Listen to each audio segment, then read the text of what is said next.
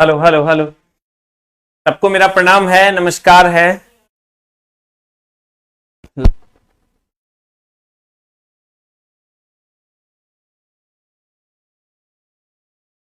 सबको मेरा प्रणाम है सर, नमस्कार है। जैसा कि हमने प्रॉमिस किया था कि आज का क्लास में लूंगा, आपके लिए उपस्थित हूं सर। लेकिन बहुत जद्दोजहद करके आए हैं, बड़ा मामला गड़बड़ था घर पे, लेकिन फिर भी आपकी सेवा में है। आज तो मैं यूट्यूब पे भी क्लास नहीं ले पाया। तो सर आइए हम लोग अपना टाइम ना गंवाते हुए सीधा टॉपिक पे आते हैं। डोबेरिनर ने क्या कहा सर? डोबेरिनर का जो मामला था, डोबेरिनर ने क्या कहा था सर? हमने पिछली क्लास में आपको पढ़ाया था कि डोबेरिनर ने तिर्यक नियम दिया। डोबेरिनर ने कौन सा नियम दिया सर? डोबेरिनर ने तिर्यक नियम दिया 1829 ईस्वी में। उसके बाद हमने कहा न्यूलैंड ने 1863 ईस्वी में ऑक्टेव रूल दिया या अष्टक नियम दिया।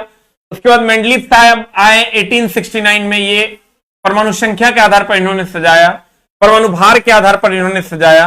और उसके बाद मोस्ले साहब आए 1913 में, इन्होंने परमाणु संख्या के आधार पर सजाया। तो फाइनली जो सजा वो इनके आधार पर सजा सर। फाइनली जो सजा वो इन्होंने जो सजाया इसी के आधार पर सजा। इसके आधार पर दैट्स द मोस्ले। अभी जो हम लोगों के सामने पीरियोडिक टेबल है वो किसका है? दैट इज मोस्ले का है। अब गौर फरमाइएगा जनाब। डोबेरिनर ने त्रियक नियम दिया। कहा इन्होंने कि पहले और तीसरे तत्व का जो परमाणु भार होगा उसका जो औसत होगा, पहले और तीसरे तत्व का जो परमाणु भार का औसत होगा वो दूसरे के बराबर होगा। याद है पिछली क्लास में अगर आप किए होंगे उसमें हमने बताया था ये तिर्यक नियम था, लेकिन ये कुछ ही तत्वों पर लागू हो रहा था, इसलिए इस पर कोई बात नहीं किया गया और इसको माना नहीं गया। इन्होंने कहा कि पहले और तीसरे तत्व का जो परमाणु भार का औसत होगा वो दूसरे तत्व के बराबर होगा। उसके बाद डोबेरिनर के बाद आ गए सर न्यूलैंड साहब। न्यूलैंड साहब ने क्या कहा? न्यूलैंड ने अष्टक नियम दिया। उन्होंने कहा जैसे संगीत के स्वर होते हैं सा रे गा मा पा धा नी सा, वैसे ही सर न्यूलैंड ने कहा कि हर आठवें तत्व का गुण समान होगा। यानी ये पहला अगर पहले तत्व का गुण आठवें तत्व के समान होगा और दूसरे तत्व का गुण नौवें तत्व के समान होगा, तीसरे तत्व का गुण 10वें तत्व के समान होगा और चौथे तत्व का गुण 11वें तत्व के समान। लेकिन इस आवर्त सारणी में था क्या सर? ये कैल्शियम तक ही मान्य था। कहां तक मान्य था सर? कैल्शियम तक मान्य था। और ये आवर्त सारणी किस पर अंत हो गया? थोरियम पर। यह आवर्त सारणी किस पर अंत हो गया सर? थोरियम पर इस आवर्त सारणी का अंत हो गया। कहां तक मान्य था? कैल्शियम तक। और कहां पर अंत हो गया इसका? थोरियम पर। कहां पर अंत हो गया सर? थोरियम पर। अब गौर फरमाइएगा, अगर हम बात करें सर कि इसका विशेषता क्या क्या था, गुण क्या क्या था, अवगुण क्या क्या था, कुछ तत्वों को इन्होंने सजा दिया जो कैल्शियम तक ये मान्य था कि हर आठवें तत्व का गुण समान होगा। थोरियम पर ये पीरियोडिक टेबल समाप्त हो गया था। और दूसरा हेलोजन के साथ इसका जो अवगुण ये था कि हेलोजन के साथ इससे कोबाल्ट और निकेल को रख दिया, जबकि कोबाल्ट और निकेल को आयरन के साथ होना चाहिए था। पिछली क्लास में हमने ये क्लियर किया था, अगर आपने देखा होगा, इसको हम पूरा डिटेल में पढ़ाए थे। दूसरा इन्होंने क्या किया सर? एक ही आवर्त वर्ग में दो दो तत्वों को रख दिया। तो ये सारे इसके अवगुण थे। उसके बाद हम सर इसके सारे चीजों को हमने पढ़ा था कि पहले तत्व का गुण आठवें तत्व से मिलेगा, आठवें तत्व का गुण 15वें तत्व से मिलेगा, 15वें तत्व का गुण 23वें तत्व से मिलेगा। उसके बाद आ जाइए आप न्यूलैंड के अवगुणों पर, डिसएडवांटेजेस ऑफ न्यूलैंड। इन्होंने कैल्शियम तक ही तत्वों को अपने सिद्धांत से सजाया। न्यूलैंड के समय ज्ञात तत्वों की संख्या 56 थी। इसके बाद जो मेंडलीव किया तो उस समय 63 था, और उसके बाद जो मोस्ले ने किया था उस समय 114 था। डोबेरिनर के समय तत्व का कोई माई बाप नहीं था कि कितना था, लेकिन जब न्यूलैंड ने किया उस समय 56 था, जब मेंडलीव ने किया उस समय 63 था, और जब लास्टली मोस्ले ने किया तो 114 था। तो कहते हैं सर न्यूलैंड के समय केवल 56 तत्व ही खोजे गए। एक ही वर्ग में असमान द्रव्यमान वालों को रखा गया। एक ही वर्ग में समान को नहीं रखा गया, असमान द्रव्यमान वालों को रखा गया। जैसे देखो यहां एक ही वर्ग है, एक ही वर्ग है, इसको सर वर्ग कहते हैं और इसको सर आवर्त कहते हैं। तो क्या कहते हैं सर? आवर्त कहते हैं। तो कहते हैं कोबाल्ट और निकेल को एक ही वर्ग में रख दिया गया। कोबाल्ट और निकेल को क्या किया गया? एक ही वर्ग में रख दिया गया। तो मामला यह हुआ कि असमान द्रव्यमान वालों को एक ही वर्ग में रख दिया गया। यहां सर मामला इसका गड़बड़ हुआ। तो कहते हैं एक ही वर्ग में असमान द्रव्यमान वालों को रखा गया, जैसे कोबाल्ट और निकेल दोनों का द्रव्यमान अलग अलग था लेकिन एक ही वर्ग में रख दिया। अक्रिय गैस उस समय तक ज्ञात नहीं थे, खोजे नहीं गए थे, इसलिए देखो इसमें एक भी अक्रिय गैस तुमको नहीं मिलेगा। अक्रिय गैस पहली बार खोजा था किसने? मेंडलीफ ने। उसके बाद है यह कैल्शियम तक ही मान्य था। कहां तक मान्य था सर? कैल्शियम तक ही मान्य था, और ये आवर्त सारणी थोरियम तक खत्म हो जाता था। उसके बाद आते हैं सर दामित्र मेंडलीफ चचा। कौन आते हैं सर? मेंडलीफ चचा। मेंडलीफ चचा क्या थे? मेंडलीफ ने एक आवर्त सारणी दिया, पहली बार आवर्त सारणी इन्होंने ही दिया। इसको सर अगर आप देखोगे न्यूलैंड का जो था, इसको सर आवर्त सारणी नहीं कहा गया। इसको न्यूलैंड, पहले डोबेरिनर ने तिर्यक नियम दिया, उसके बाद न्यूलैंड ने अष्टक नियम दिया, उसके बाद आए दामित्र मेंडलीफ। मेंडलीफ ने आवर्त सारणी दे दिया। तुमको अगर कहेगा पहली बार आवर्त सारणी किसने दिया, तो कहेंगे मेंडलीफ ने। और कहेगा आधुनिक आवर्त सारणी किसने दिया, तब मोसले का नाम। गौर फरमाइएगा जनाब, जब न्यूलैंड के बाद जब मेंडलीफ चचा आए, तो मेंडलीफ ने सर एक आवर्त सारणी दिया, जो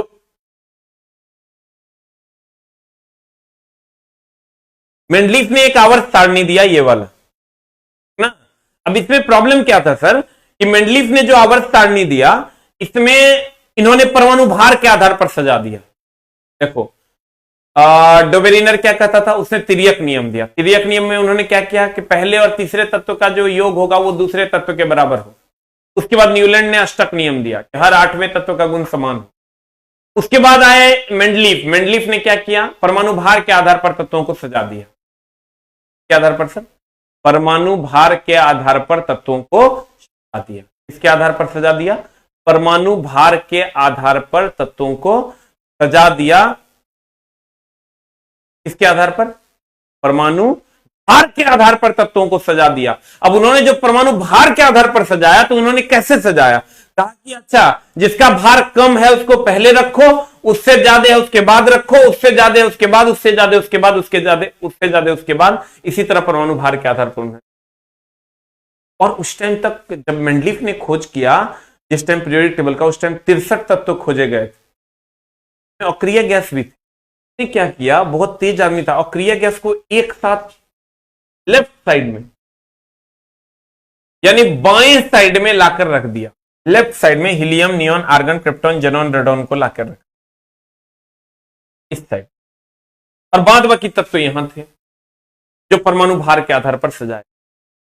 तत्व के क्या क्या था? आवर्त सारणी। अब ये क्यों फेल हुआ? एकमात्र तत्व हुआ जो इसको सर मामला गड़बड़ कर दिया। मुंह में लाठी ठूस के हड़बड़ा तत्व था वो हाइड्रोजन। कहता था कि अगर तुम परमाणु भार के आधार पर सजाते हो,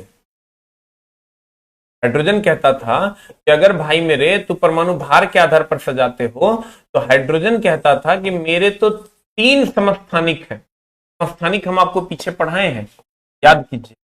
हाइड्रोजन ने क्रमबद्ध ज्ञान को विज्ञान कहता है। ऐसा नहीं कि एडमिशन लेके भूल गया, एक के बार आवर्त सारणी में आ गया, समझ में आ गया, ऐसा कुछ नहीं। अब पूरा वीडियो जिसने फॉलो किया है उसी का काम होना है। अब कहिएगा क्यों? क्योंकि क्रमबद्ध ज्ञान को विज्ञान कहते हैं। अगर हम हाइड्रोजन की बात करें, हाइड्रोजन में अगर हम प्रोटियम का एक समस्थानिक, प्रोटियम को हम कहते हैं 01। उसके बाद है ड्यूटेरियम। ड्यूटेरियम इसके दूसरे समस्थानिक हैं, इसको हम D011 कहते हैं। सॉरी आ गया, इसको हम T11 कहते हैं, इसको हम D12 कहते हैं। और एक है सर ट्राइटियम। ट्राइटियम को हम T13 कहते हैं। या इसी को सर अगर आप कहोगे हम H11, हम H12 और इसको हम H1, protium P11 H11, deuterium D12 H12, tritium T13 H1। ये कहता था कि मेरे अगर तुमने परमाणु भार के आधार पर सजाया, तो मेरे सभी समस्थानिक के भार अलग अलग हैं। इसका भार 1 है, इसका भार 2 है, इसका भार 3, हमको 3 स्थान। पगला था यही चोट्टा के कारण मेंडलीफ गया बोरा में। अगर एक भी चोटमल परिवार में हो जाए ना, परिवार का बोरा में जाना तय है। कि हाइड्रोजन अकेले आवाज उठाया कि भैया हमारे तो सबके भार अलग अलग हैं, तो सबको अलग अलग स्थान दो। सिर्फ कपाड़ पे हाथ धर के भाई, अब बाप रे बाप कैसे हो, कहा तुम ही ना कहते हो कि परमाणु भार के आधार, तब मोस्ले चचा है, मोस्ले कहे वो सब नहीं होगा, परमाणु संख्या के आधार पर सजाएंगे। उसने क्या किया, परमाणु संख्या एक एक एक, तीनों का परमाणु संख्या एक ही था, तीनों अलग अलग स्थान कैसे मांगे, लेकिन ये लोग बांस कर दिया किसको, मेंडलीफ। समस्थानिक किसी को कहते हैं, समस्थानिक, समस्थानिक जिसके परमाणु संख्या समान, समस्थानिकों को स्थान नहीं दे पाया, इसलिए हाइड्रोजन को उसने आवारा कह दिया। है हाइड्रोजन तो आवारा है, चोर है तू, लुच्चा है, क्यों कि तुम पूरे के पूरे पीरियडिक टेबल को बर्बाद कर दिया। हम अकेले थोड़े कर रहे हैं, कार्बनो मांग रहा है, कार्बनो कहता है कि 6 12 6 13, तो 12 13, सबने आवाज उठाना शुरू किया, तो मेंडलीफ की ये बात झूठी निकल गई कि तत्वों को परमाणु भार के आधार पर सजाया जा सकता। मेंडलीफ ने परमाणु भार के आधार पर सजाने की कोशिश, मेंडलीफ ने सर किसके आधार पर सजाया, तो कहेंगे मेंडलीफ ने परमाणु भार के आधार पर, किसके आधार पर सजाया सर, मेंडलीफ ने परमाणु भार के आधार पर तत्वों,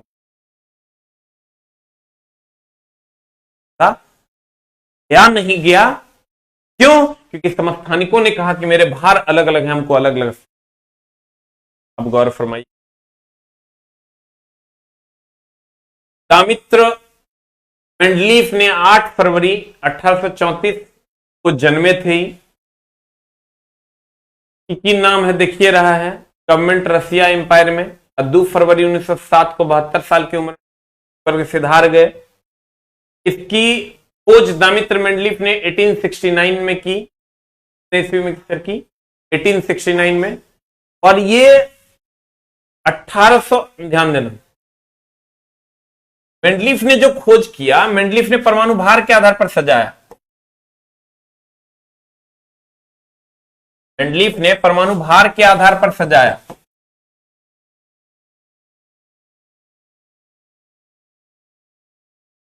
मेंडलीफ ने किसके आधार पर सजाया सर, परमाणु भार के आधार पर सजाया।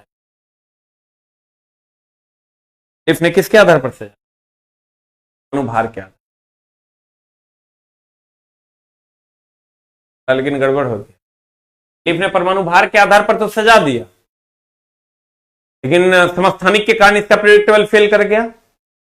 अब मेंडलीफ ने 1869 में यह काम किया, और ध्यान देना 1869 में यह काम किया, और 1872 ईस्वी में जर्मनी की पत्रिका में टावर सारणी पब्लिश, 1872 में, जबकि इसने खोज कितने में किया था, 1860। पता है कि खोज दामित्र मेंडलीफ ने 1869 में की, 1872 में मेंडलीफ की आवर्त सारणी जर्मन पत्रिका में छपी जब यह काम शुरू किया गया था। इन्होंने परमाणु द्रव्यमान क्या, 100 बार ये क्वेश्चन था कि मेंडलीफ ने किसके आधार पर तत्वों को सजाया, हम कहेंगे द्रव्यमान के आधार पर पीरियडिक टेबल बनाया। तो कहेगा पहला आवर्त सारणी किसने बनाया था, हम कहेंगे मेंडलीफ ने। पहला आवर्त सारणी किसने बनाया, मेंडलीफ ने। कहेगा आवर्त सारणी की खोज किसने की, लड़का मार देता है मोस्ले, क्योंकि गलत है। आवर्त सारणी की खोज मेंडलीफ ने की थी, आधुनिक आवर्त सारणी की खोज मोस्ले ने। क्या कहते हैं, इनके समय ज्ञात तत्वों की संख्या कितनी थी, 63। न्यूलैंड के समय कितना था, 56। आधुनिक आवर्त सारणी में कितना था, मोस्ले के समय 14।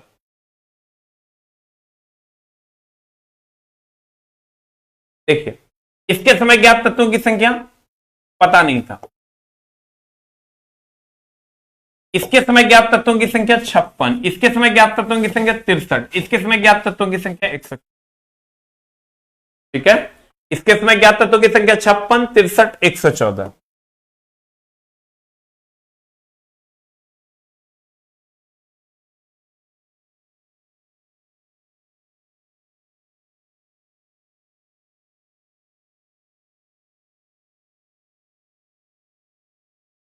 अब देखिए, कहते हैं इसके समय ज्ञात तत्वों की संख्या 56 थी और इसने किसके आधार पर सजाया सर? मेंडलीफ ने परमाणु द्रव्यमान के आधार पर। फिर से मैं समझाता हूं सर, डेबोरिनर ने पहला पीरियोडिक टेबल दिया, 1829 में दिया था। डोबेरिनर ने पहला पीरियोडिक टेबल 1829 में दिया। कभी कभी नहीं हो पूछता है, लेकिन तत्वों की संख्या जरूर पूछता है। डेबोरिनर ऑर्डर ये था, डेबोरिनर, तब था न्यूलैंड, तब था मेंडलीफ और तब थे मोस्ले। अगर हम डोबेरिनर की बात करें तो ये तिर्यक नियम दिया। न्यूलैंड ने क्या किया सर? 56 तत्व थे और इसे अष्टक नियम पर सजा दिया। मेंडलीफ ने क्या किया सर? परमाणु भार के आधार पर सजा दिया। और मोस्ले ने परमाणु संख्या के आधार पर। अब देखिए सर, तो कहेगा कि बताओ मेंडलीफ ने क्या किया? तो कहेंगे परमाणु भार के आधार पर तत्वों को सजा दिया। अब देखिए, इनके समय ज्ञात तत्वों की संख्या 56 थी। इन्होंने काम शुरू किया था तब उन्होंने परमाणु द्रव्यमान तथा तत्व के भौतिक एवं रासायनिक गुणों में संबंध स्थापित किया। किसमें सर? परमाणु द्रव्यमान। और यही अगर मोस्ले हो जाएगा तो परमाणु संख्या के आधार पर तत्वों के भौतिक और रासायनिक गुणों को संबंधित किया। ठीक है, कहता है इन्होंने आवर्त और वर्ग के बारे में बताया। इनके अनुसार आवर्त क्षैतिज कतार। अब देखो, हम बोले पहली बार पीरियोडिक टेबल के बारे में इन्होंने ही बताया, तो इन्होंने कहा ये जो क्षैतिज कतार है ये आवर्त है, ये जो उदग्र कतार है ये वर्ग है, ये जो क्षैतिज कतार है ये आवर्त है और ये जो उदग्र कतार है ये। ठीक है, अब देखो,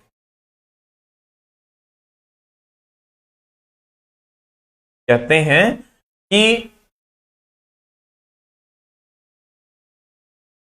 उन्होंने परमाणु द्रव्यमान के आधार पर सजाया।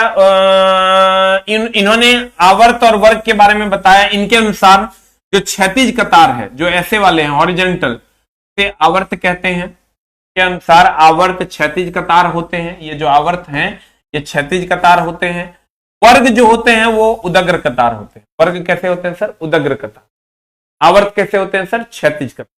अब देखो, ये तो समझता होगा ना चिल्ला, ई होता है आवर्त और ई होता है वर्ग। अब देखो, कहता मेंडलीफ पीरियोडिक टेबल के गुण क्या क्या थे सर? मेंडलीफ के पीरियोडिक टेबल के गुण क्या क्या थे? देखो, एक तो पहले उसने उस ज्ञात तत्वों, सभी तत्वों को, लगभग 63 प्लस तत्व थे, सबको सजा। दूसरा सर, इन्होंने क्या किया कि जितने भी अक्रिय गैस थे उसको दाईं ओर लाकर सजा। तीसरा इसने क्या किया सर? इसने अपने पीरियोडिक टेबल जगह छोड़, हो सकता है कि आगे कोई तत्व है। भैया आप न्यूलैंड में अगर देखोगे, न्यूलैंड ने अपने पीरियोडिक टेबल में कहीं कोई जगह नहीं छोड़ी। इतना काबिल था, इसको लगा हम जितना अभी है इतने रहेगा, लेकिन सर न्यूलैंड ने कोई जगह नहीं छोड़ा अपने समय में या अज्ञात तत्वों के लिए। लेकिन मेंडलीफ ऐसा नहीं किया। मेंडलीफ ने क्या किया सर?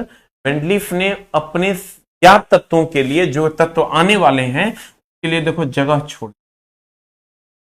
कुछ तत्व होंगे जो बाद में आए, उन्होंने अक्रिय गैस को इस साइड लाकर सजा। उस समय के सभी ज्ञात तत्वों को पर यह नियम लागू भी हो रहा था। अगर समस्थानिक वाला विरोध नहीं होता तो आज आधुनिक आवर्त सारणी नहीं, हम लोग आवर्त सारणी पढ़ रहे होते और उसके पप्पा पढ़ रहे होते। अब देखिए,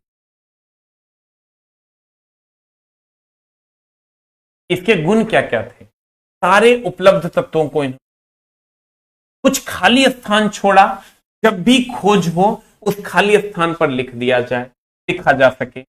जब अक्रिय गैस की खोज हुई तो बिना पीरियोडिक टेबल को बाधित किए बाईं ओर किया गया इस अक्रिय गैसों। इसने 3 तत्वों को बाद में शामिल किया, स्कैंडियम, गैलियम और जर्मेनियम को बाद में शामिल किया। इसी का सर अलग अलग नाम उन्होंने रखा था जो हम आगे पढ़ेंगे। अब मेनली पीरियोडिक टेबल के अवगुण क्या क्या थे? सर अवगुण कुछ नहीं थे, ध्यान दीजिए। जैसे इनके अवगुण क्या क्या थे सर?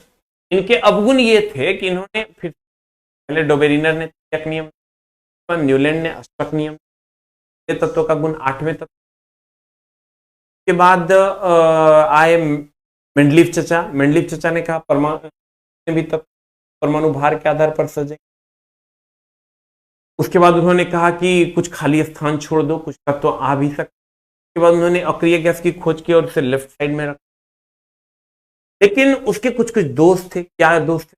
समस्थानिकों को स्थान कार्बन 612 है, कार्बन 614 है, ये दोनों स्थानिक है। ये दोनों कहते थे हम अलग अलग स्थान भार के आधार पर आए हो तो अलग, हम दोनों को अलग अलग स्थान क्योंकि हो नहीं पाया। क्यों नहीं हो पाया? क्योंकि तब तो सारे लोग अलग अलग, तो समस्थानिकों को यह स्थान नहीं दे। कौन नहीं दे पाए? लीव चचा समस्थानिकों के लिए कोई स्थान नहीं रख पाए। और उसके बाद सबसे ज्यादा तो सर इस परेशान कौन किया? हाइड्रोजन।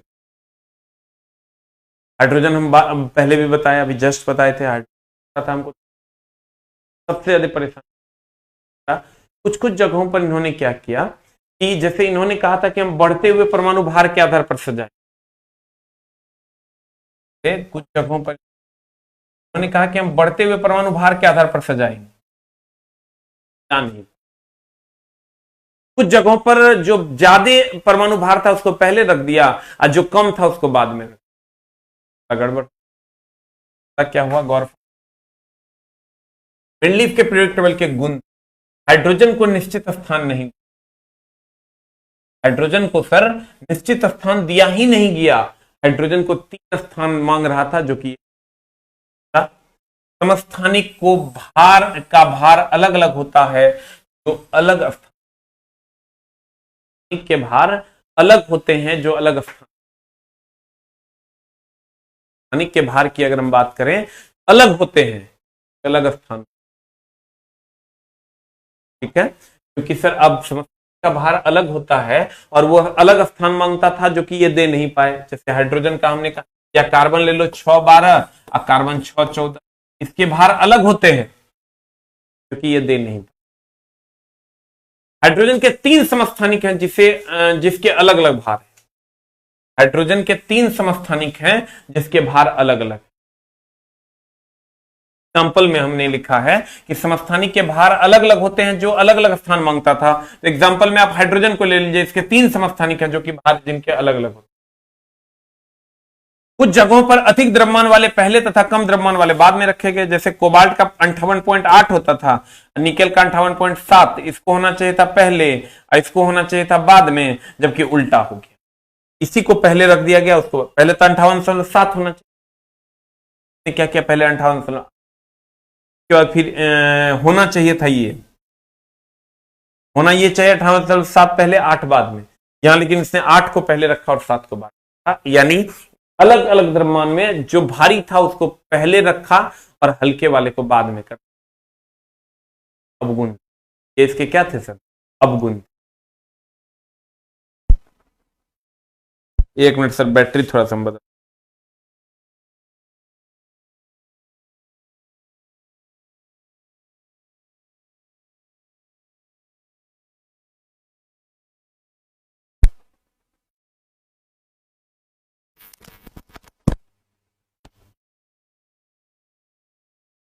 हेलो, अब देखिए सर, हमने क्या कहा कि मेंडलीफ ने आवर्त सारणी बनाया पहला। ठीक है, मेंडलीफ ने पहला आवर्त सारणी बनाया और आवर्त सारणी की खोज। अब मेंडलीफ चचा कहते थे कि आवर्त सारणी में परमाणु भार के आधार पर सजाएंगे, लेकिन परमाणु भार के आधार पर जब सजाया, उन्होंने समभारिक लोग कहने, समस्थानिक लोग कहने लगा कि हमारा भार अलग अलग है, हमको अलग अलग। सबसे ज्यादा इसको बांस कर दिया हाइड्रोजन। हाइड्रोजन कहता है हमको अलग अलग स्थान दो, क्योंकि हो नहीं पाया। तो लेकिन इसके कुछ कुछ पॉजिटिव पॉइंट्स क्या क्या थे? एक तो परमाणु भार के आधार पर सजाया, तो उसके जितने भी ज्ञात तत्व थे 60+ उसको दिया। अक्रिय गैस को लेफ्ट साइड में लाकर रख दिया। अक्रिय गैस को कहां लाकर रख दिया सर? अक्रिय गैस को इन्होंने लेफ्ट साइड में लाकर रख दिया। ठीक है, उसके बाद इन्होंने जितने भी उस टाइम के आने वाले तत्व जो भी थे, उसको इन्होंने सर उसके लिए स्थान छोड़ा कि हो सकता है कि कुछ तत्व बाद में आए, और कुछ तत्व जैसे स्कैंडियम, गैलियम और जर्मेनियम को इन्होंने बाद में पीरियोडिक टेबल में, अपने पीरियोडिक टेबल में। अब रही बात सर मेंडलीव की, तो इसकी आवर्त सारणी में दोष क्या क्या था? एक तो हाइड्रोजन को स्थान नहीं दे पाया, समस्थानिकों को स्थान नहीं दे पाया, क्योंकि वो 2 स्थान मांगता था। कहता था कि अगर परमाणु भार के आधार पर सजाओगे तो हम दोनों का अलग अलग भार, अलग अलग स्थान। जैसे सर होता क्या है, आप अगर हाइड्रोजन की बात करोगे तो हाइड्रोजन का 1 1 के बाद हीलियम की बात करो 2 4 होता है, एलआई की बात करो ये 3 7 होता है। तो इसने कहा कि पहले 1 वाले को रखो, फिर 4 वाले को रखो, फिर 7 वाले को रखो। ये तो परमाणु द्रव्यमान है और ये परमाणु संख्या है। ध्यान दीजिएगा सर, ये परमाणु भार है, ये परमाणु भार है और ये परमाणु संख्या है। तो इसने कहा ये बढ़ते हुए परमाणु भार के आधार पर सजा दो। अब जैसे ही यहां कार्बन के पास आया, कार्बन या हाइड्रोजन के पास गया, तो हाइड्रोजन को आता है कि अगर भार के आधार पर सजाओगे, हमारे 3 समस्थानिक है, deuterium, protium, tritium, protium, deuterium और ट्राइटियम, हमको 3 को स्थान दो। यहीं पर उसका आवर्त सारणी फेल, किसका? मेंडलीव का। तो मेंडलीव सर यहां पर क्या हो गया? टोटली फेल हो गया। उसके बाद सर ध्यान दीजिएगा,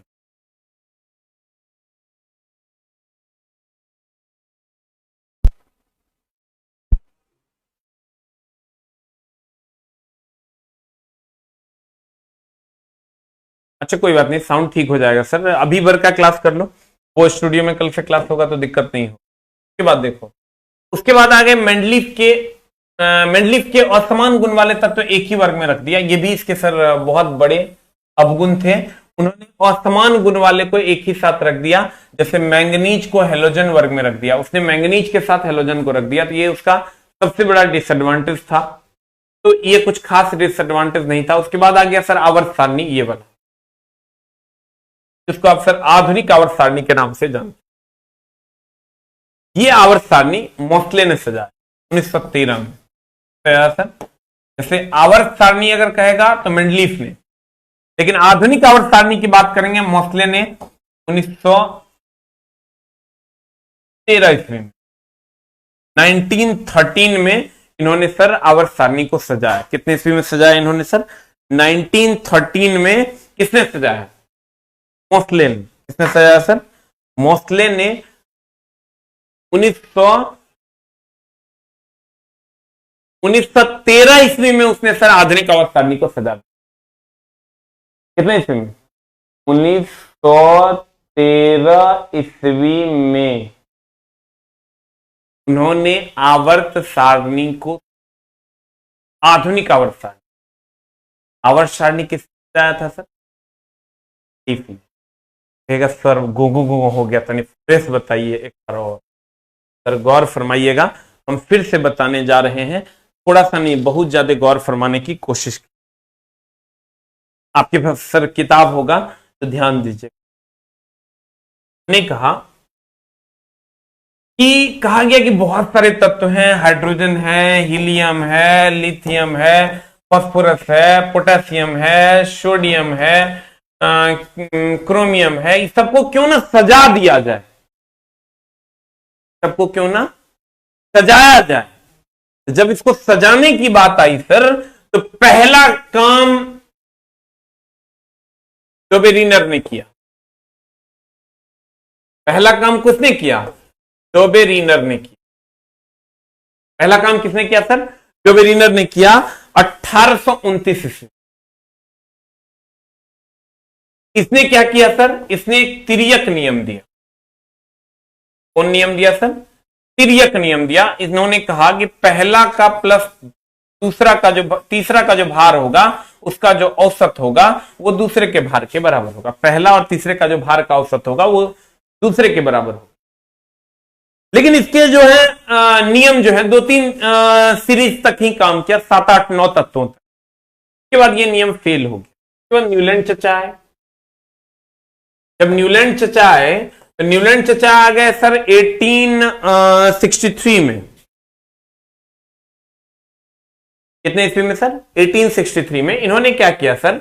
अष्टक नियम दिया। इन्होंने कौन नियम दिया? अष्टक नियम दिया। और अष्टक नियम में इन्होंने कहा कि पहले तत्व का गुण जो होगा वो 8वें तत्व से मिलेगा, दूसरे तत्व का गुण 9वें तत्व से मिलेगा और तीसरे तत्व का गुण 10वें तत्व से मिलेगा। उन्होंने कहा कि पहले तत्व का गुण 8वें तत्व से, दूसरे तत्व का गुण 9वें तत्व से और तीसरे तत्व का गुण 10वें तत्व। किसने कहा? इसके बाद आ गए सर मेंडलीव चचा। मेंडलीव चचा ने क्या किया, इसमें सर न्यूलैंड का आवर्त सारणी था, न्यूलैंड का जो आवर्त सारणी था वो कैल्शियम तक ही अंत था, वहीं तक उसका नियम लागू होता था। उसके बाद थोरियम पर इसका आवर्त सारणी अंत हो गया। कहां पर अंत हो गया सर? थोरियम पर उसका आवर्त सारणी का अंत। और नियम कहां तक लागू होता था? कैल्शियम तक। इसका डिसएडवांटेज क्या क्या था? एक ही वर्ग में एक से अधिक तत्व रख दिया, हेलोजन के साथ कोबाल्ट और निकेल को रख दिया, आयरन को कोबाल्ट और निकेल से दूर रख दिया, और कैल्शियम में तक मान्य था, थोरियम पर जाकर खत्म हो जाता। इसके बाद सर आए मेंडलीव चचा। कौन आए सर? मेंडलीव चचा है। मेंडलीव चचा ने क्या किया सर, इसने परमाणु भार के आधार पर सजाया। परमाणु भार के आधार पर जब इन्होंने सजाया तो लगता है क्वेश्चन 25 बार पूछा है कि मेंडलीव ने किस आधार पर सजाया और आधुनिक आवर्त सारणी का गठन किया 1869 कहता है इसमें सर 1869 में इन्होंने आवर्त सारणी का गठन किया परमाणु भार के आधार पर। सर इसके प्रॉब्लम क्या क्या था? इन्होंने लगभग उस टाइम के ज्ञात लगभग 63 तत्वों को सजा दिया, जबकि अगर न्यूलैंड की बात करें इस टाइम ज्ञात तत्वों की संख्या 56 थी, इसके समय ज्ञात तत्वों की संख्या 63 प्लस थी। इन्होंने सब अक्रिय गैस को, इन्होंने इनर्ट गैस को इन्होंने लेफ्ट में रख दिया, लेफ्ट साइड में रख दिया। बहुत सारे खाली स्थान छोड़ दिए। ये भी पूछता है जो अज्ञात तत्व बाद में आएंगे उसके लिए उन्होंने खाली स्थान, किसने सर खाली स्थान छोड़? मेंडलीव ने। सिलिकॉन वगैरह को उन्होंने, जर्मेनियम वगैरह को बाद में उन्होंने जोड़ा, जर्मेनियम वगैरह को उन्होंने क्या किया? बाद में जोड़ा अपने आवर्त सारणी। लेकिन इसके गुण अवगुण क्या क्या थे? जितने भी समस्थानिक थे जिसका भार अलग अलग हुआ करता था वो काम को अलग अलग स्थान दो। जिसमें सबसे बड़ा राजा था हाइड्रोजन, जिसने इसके नाक में दम कर दिया, तो फिर उन्होंने आवर्त सारणी फेल हो गया और तब नया आवर्त सारणी आया 1913 ईस्वी में। और 1872 में सर की पत्रिका में, जर्मन पत्रिका में सर ये भी पूछा है, 1872 ईस्वी में जर्मनी की एक पत्रिका में इनका सर ये पीरियोडिक टेबल प्रकाशित हुआ। और उसके बाद आए मोस्ले चचा 13 ईस्वी में और इन्होंने दिया आधुनिक आवर्त सारणी। आधुनिक आवर्त सारणी के जन्मदाता बने और इन्होंने परमाणु संख्या के आधार पर, परमाणु संख्या के आधार पर तत्वों को सजा दिया। अब ये मत कहना कि परमाणु संख्या क्या होता है, तब तो क्रमबद्ध ज्ञान नहीं ले रहा है। सोडियम 11 23 होता है, सोडियम 11 23 होता है तो 11 परमाणु संख्या और 23 परमाणु भार है। 11 परमाणु संख्या है और 23 क्या है? परमाणु भार है। तो इन्होंने परमाणु संख्या के आधार पर सजाया। किसके आधार पर सजाया सर? परमाणु संख्या के आधार पर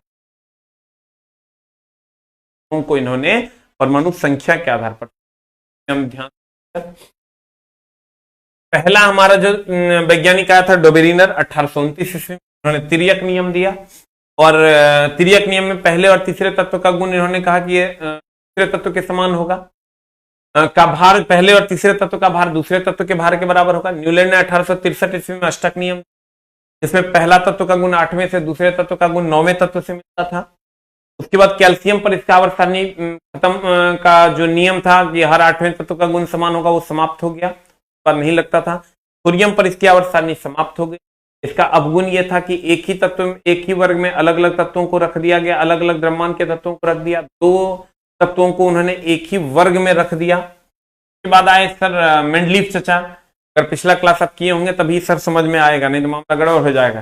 मेंडलीव चचा ने परमाणु भार के आधार पर सजाया 1869 में। इसके समय ज्ञात तत्वों की संख्या 56 थी। न्यूलैंड के समय, इसके समय ज्ञात तत्वों की संख्या 63, न्यूलैंड के समय ज्ञात तत्वों की संख्या 56, मोस्ले के समय ज्ञात तत्वों की संख्या। इन्होंने सर इनर्ट गैस को सबसे लेफ्ट साइड में रखा और 1872 में इनकी एक पत्रिका में इनका आवर्त सारणी पब्लिश। सबसे ज्यादा नाक में दम कौन किया सर? सबसे ज्यादा नाक में दम कौन किया? हाइड्रोजन। हाइड्रोजन ने कहा कि हमको, मेरा अलग अलग द्रव्यमान है, हमको अलग अलग क्लियर? तो आज की कार्रवाई हम लोग यहीं तक रखेंगे और कल हम लोग पढ़ेंगे सर अपने नियमित समय पर आधुनिक आवर्त सारणी। ठीक है, कल हम लोग सर अपने नियमित समय पर आधुनिक आवर्त सारणी को पढ़ेंगे। Very much. और आज का क्लास लाइव हम उस टाइम अपने टाइम से नहीं ले पाए, इसके लिए पर अभी जस्ट हम आए हैं, कपड़ा चेंज किया और आपके क्लास। वेरी मच, नमस्कार।